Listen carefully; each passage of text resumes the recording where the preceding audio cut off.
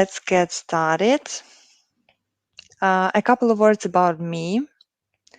I'm Elena Prohoda and I'm social media marketing and community specialist at Serpstat, an all-in-one SEO platform. Let me tell you about our tools and the webinars. Serpstat offers over 50 search marketing tools. You can analyze websites and competitors, create SEO content, collect keywords, audit websites, track rankings, and many more with the platform. A free 7-day trial is also available. And what is the purpose of Serpstat webinars? The events we host feature digital marketing experts and thought leaders who share practical advice and techniques for SEO agencies, in-house teams, SEO freelancers, business owners. And today we are covering driving business growth, persuasive SEO buy-in strategies. Let me explain the format a bit. A 1 hour session is planned. If you wish to ask a question, you're welcome to do so. In the post presentation discussion, our speaker will answer any questions you may have. All of you will get the webinar materials. Just don't forget to register if you haven't yet. And I'll send the link to the chat. One moment, please.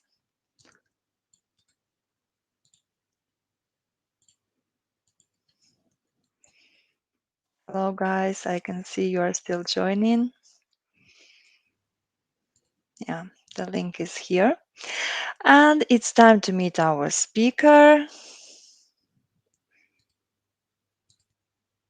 Hi, Sarah. How are you today? Hi, Alina. Hi, everyone. Thanks for coming today. Thank you. And I'm thrilled you're sharing this informative and real life topic with us, the Serpstat webinar. And firstly, let me introduce you briefly. Sara is an SEO consultant and SEO manager at Assembly Global digital agency. Sara has been doing SEO since 2014 and helping businesses craft SEO strategies that are customized to business goals, driving more customers and more conversions. And previously, we had a webinar with Sarah on how to run a content audit in 2023. You can find it on our YouTube channel afterwards. And I just can't wait to start watching the presentation. So, guys, prepare your questions and have fun. Sarah, the mic is yours. Okay, my slides are live. Okay. Okay, thanks everyone for coming. So today I'm gonna talk to you about getting buy-in for your SEO strategy. I hope you enjoyed the talk and definitely let me know if you have any questions in the chat. So just to make sure that we're on the same page, what do I mean by buy-in?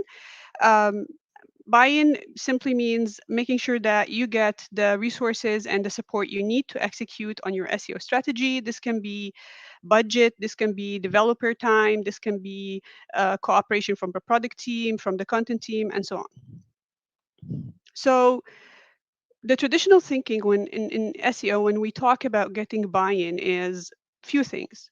First of all, you need to stop talking about SEO and the technical jargon and adapt your whatever you're talking about to your audience.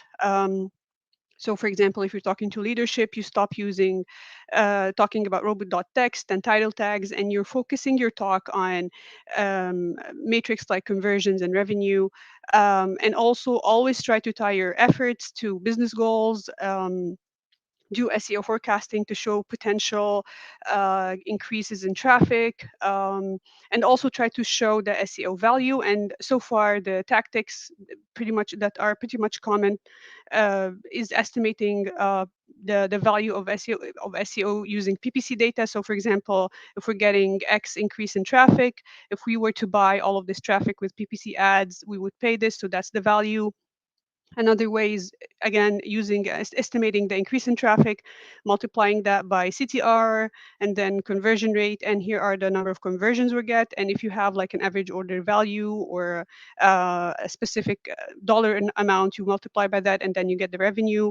And the last approach is using competitors' traffic and showing how big is the pie.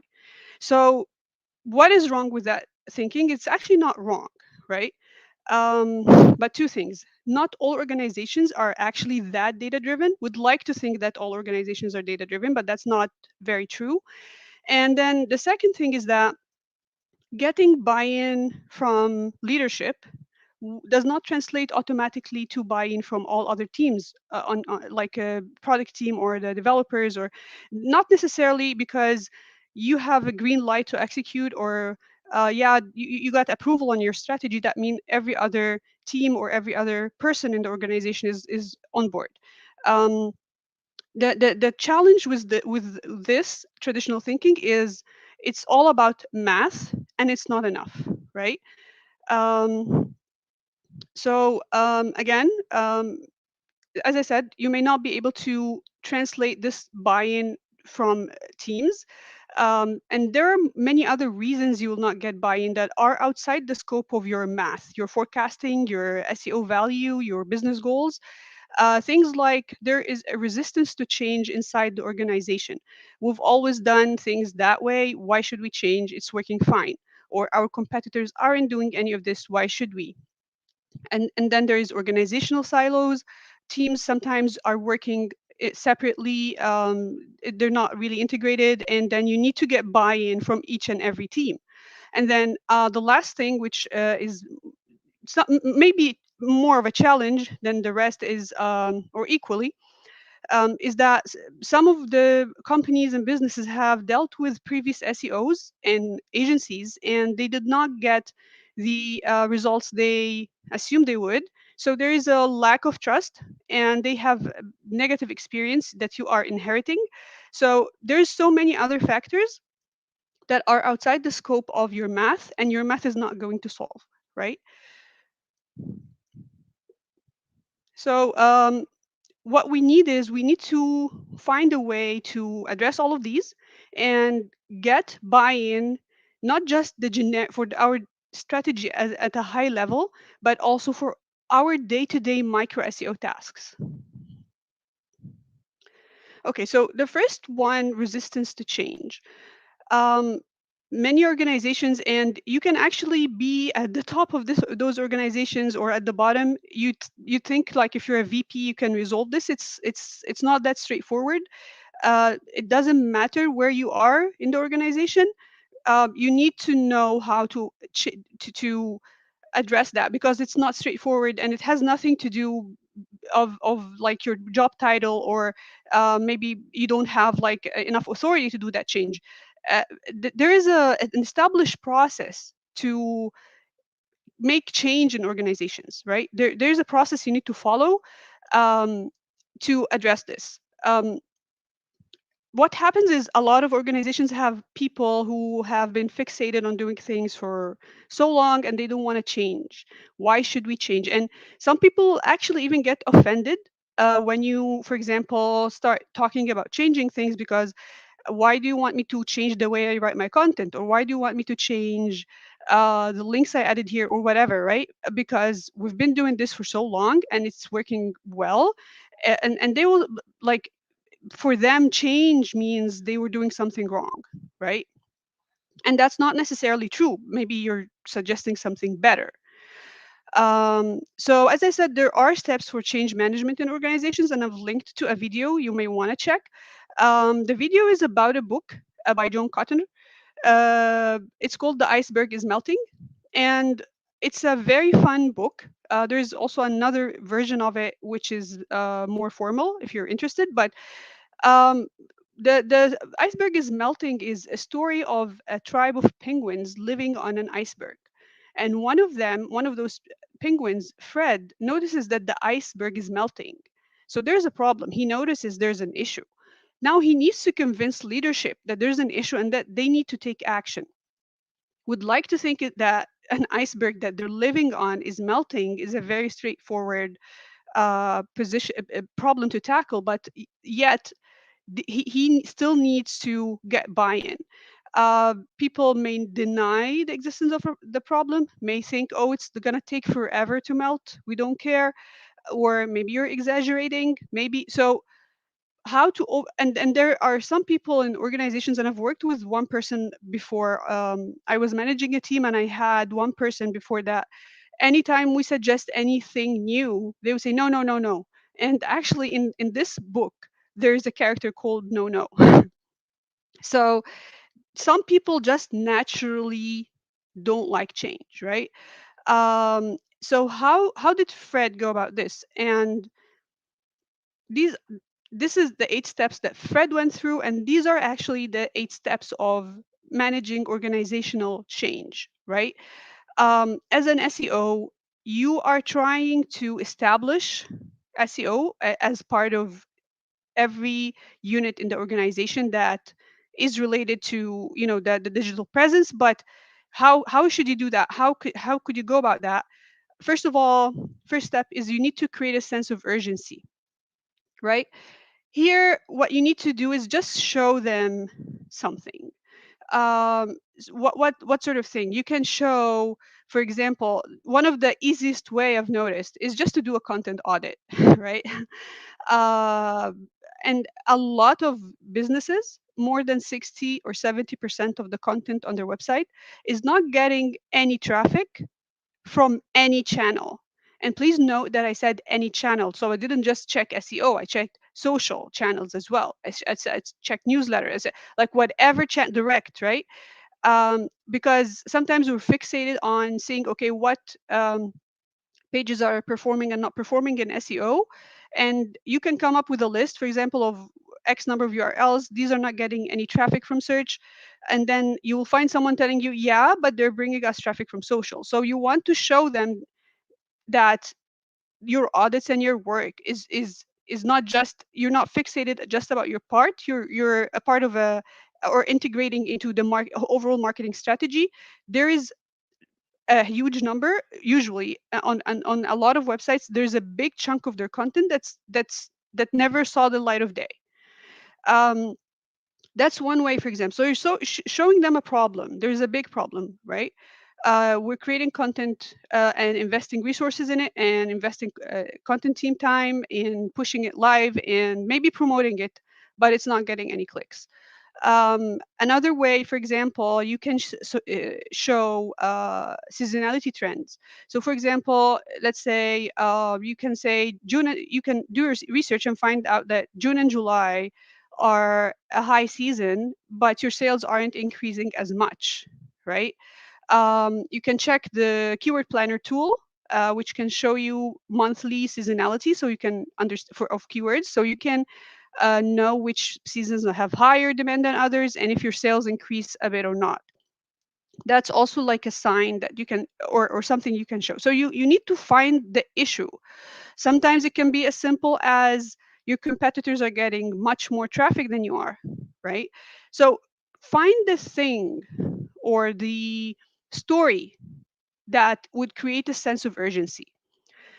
The next step is, okay, you found this issue. Now you need to connect with the different teams that you need to work with: the dev team, the content team, the PPC team, the product team.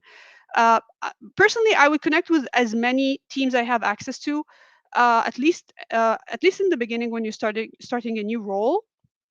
And the reason for this is you want to hear them out, want to take their input, want to understand how they work. For example, the product team, do they work? They probably work in sprints. Is it weekly or bi-weekly? If you want to get on their sprint, when should you send your tickets? How do they like their tickets submitted?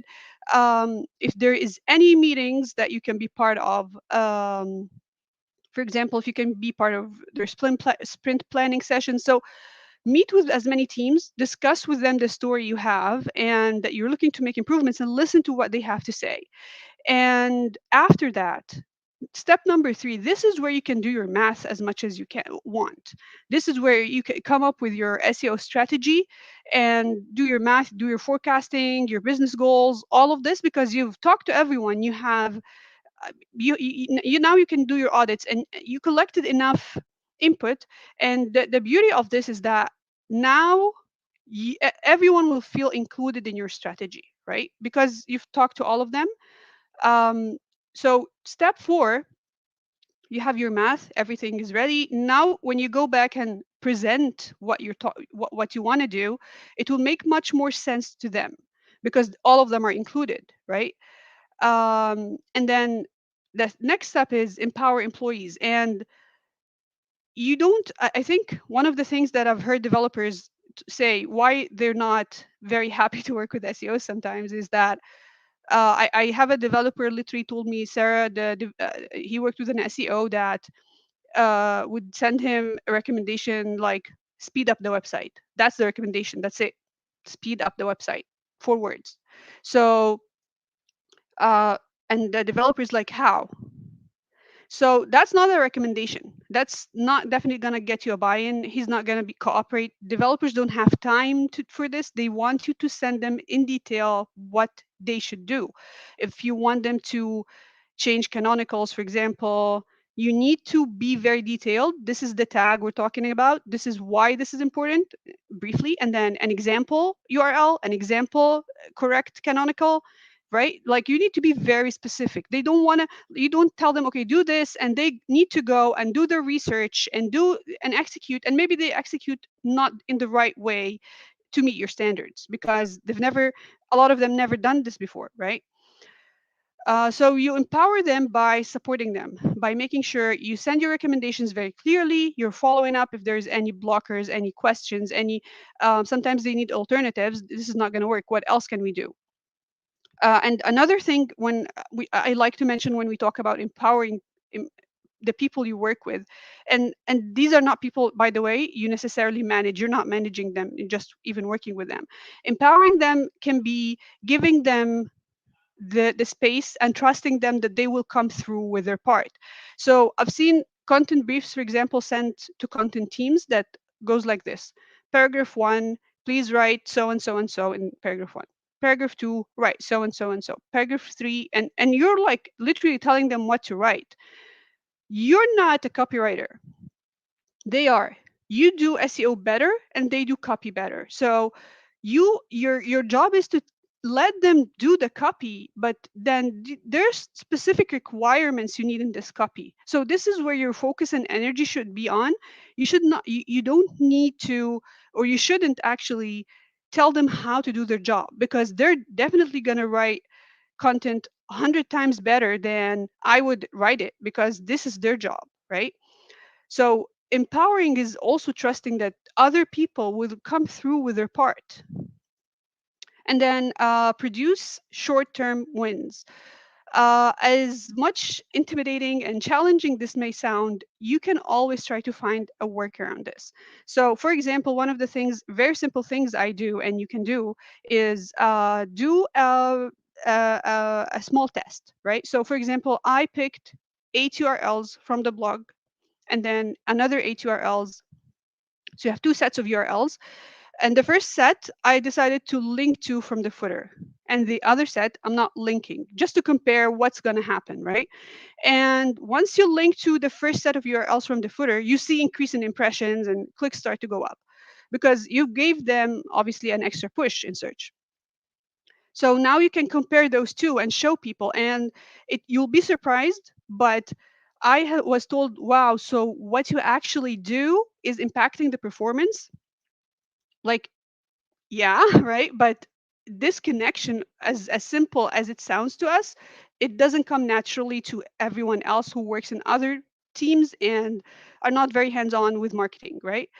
And so you need to find something small. It can be you can be smart about it. So for example, another quick thing I see get a result fast is that going after branded keywords. So for example, you'd find keywords that include your brand name, but you don't have any page on your website that is targeting this keyword. So for example, brand name testimonials. Do you have a testimonials page on your website? A lot of brands don't. And what happens is when users type brand name testimonials, they go to other third-party websites, and obviously they don't convert there, or may not, we don't know, but you don't want that. You want people to land on your website. Branded keywords are very fast usually to get results. So you need to find small, even the smallest wins, right? Just to show, demonstrate the value you can bring and how SEO works. You've done all of this.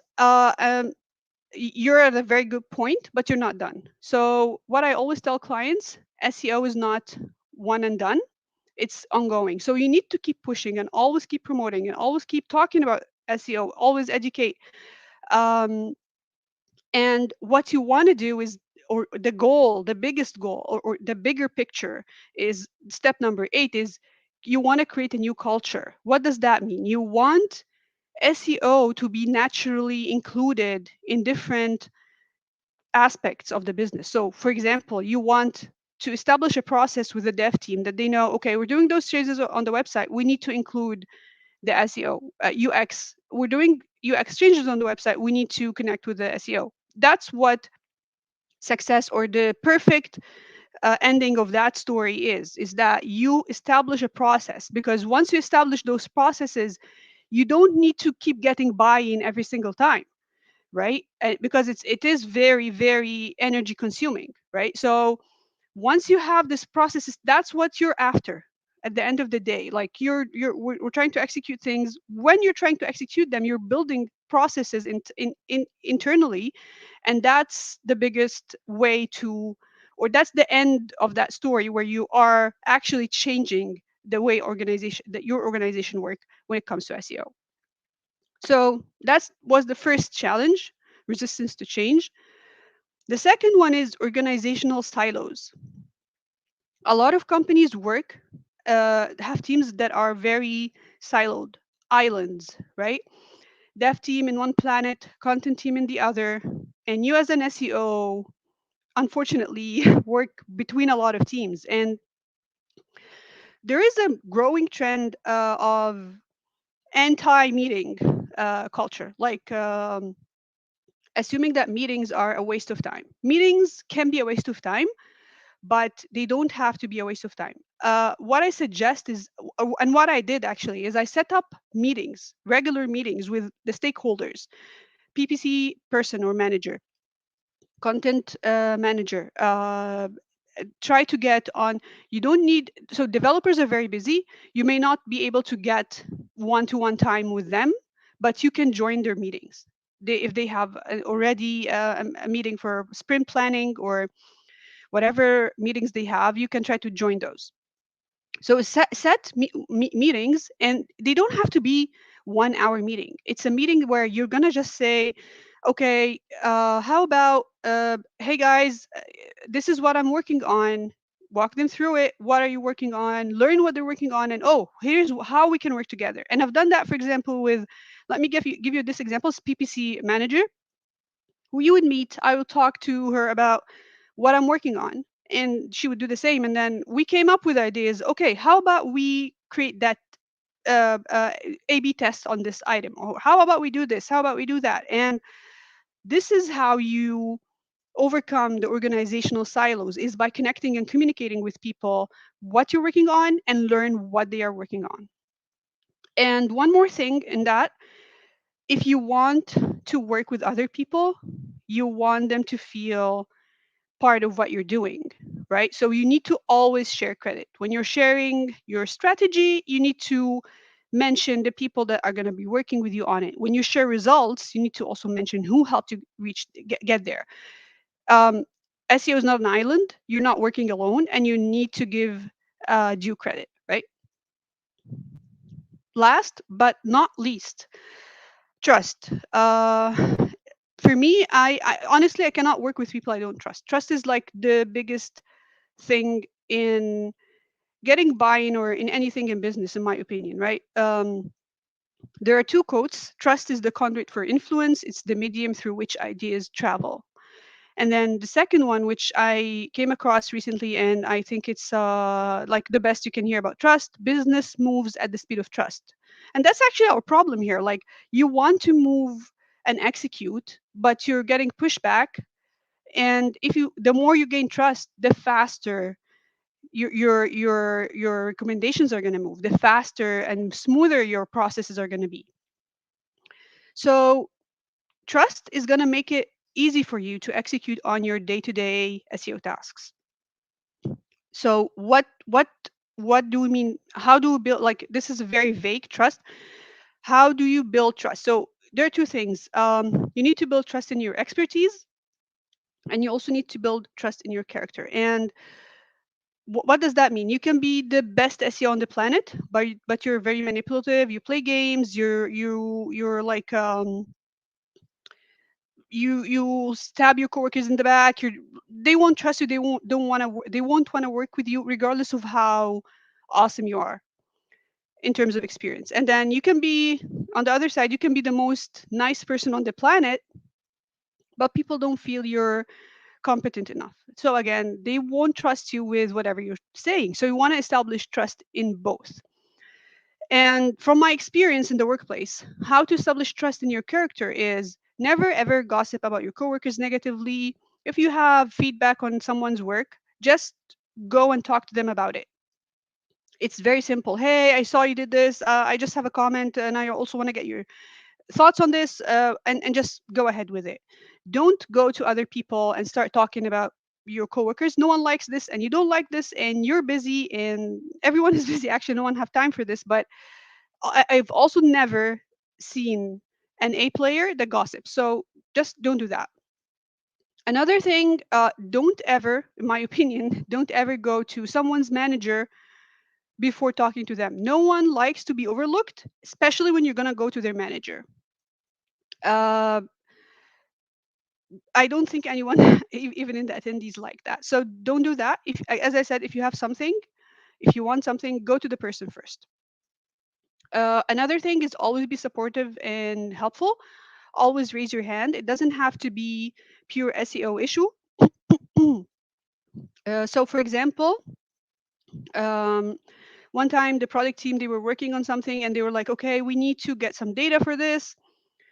And I jumped in, okay, guys, I can help you and pull the data for you, right? It's not necessarily an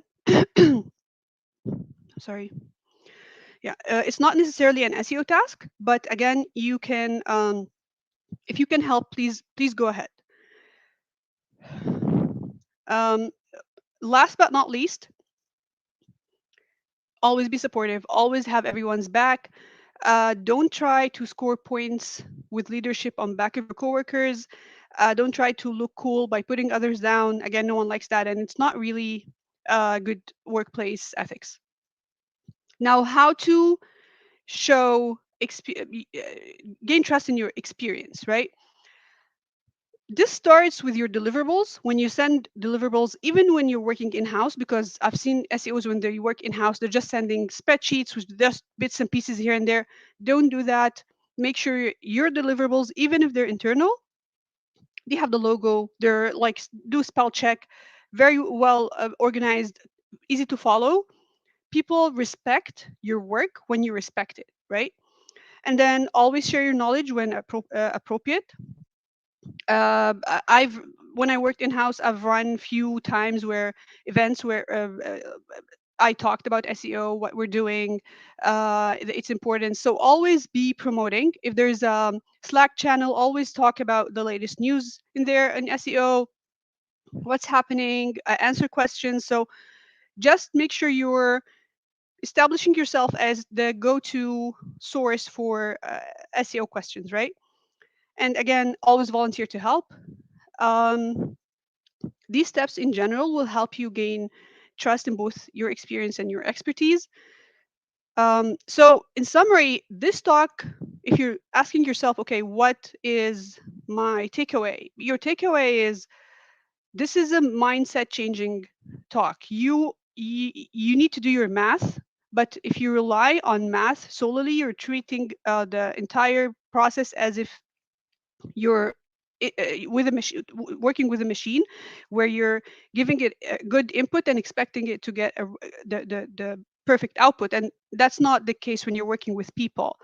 Your takeaway is when you're working with people, you need to understand, read the room, understand how to manage change within an organization, how to establish good relations, and how to build trust. So that's our talk for today, and thank you for listening. Thank you, Sarah. Thank you for your informative presentation. And this was so inspiring.